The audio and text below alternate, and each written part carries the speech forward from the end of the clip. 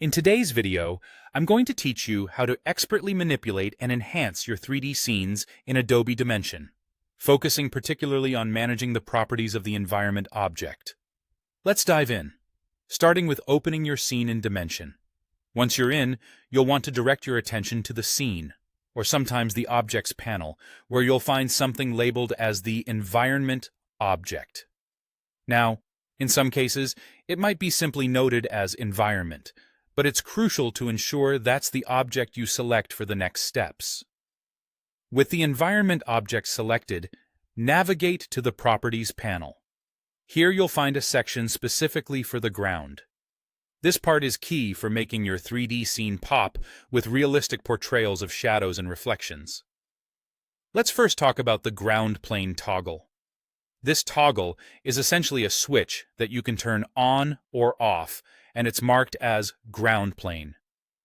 Flipping this off will hide the ground surface from view, which means any ground reflections or shadows will disappear as well. So, if you're going for a clean, floating look without any ground interactions, this toggle is your friend. But most of the time, you'll want those interactions because they bring a scene to life.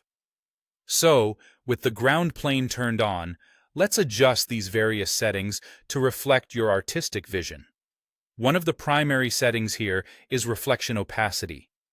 Lowering this, say to 0%, will effectively remove any reflections coming off the ground. This might be your go-to move when you want the ground to be visible, but without any of those reflections that might distract or clutter your canvas. Next up is reflection roughness, which is all about how blurry or fuzzy those reflections appear. If you're aiming for a subtle ground reflection, adjusting this to a higher value will help diffuse the reflections.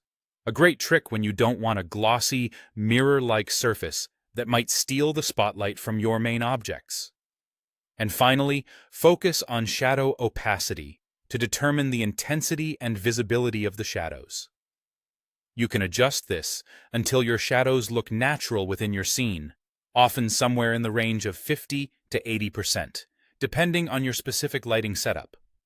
This adjustment ensures that your objects sit naturally within the space, rather than looking unnaturally suspended or disconnected. Once you've made these adjustments, it's important to orbit around your scene. This perspective shift enables you to catch any inconsistencies and ensures that your changes translate well across different angles.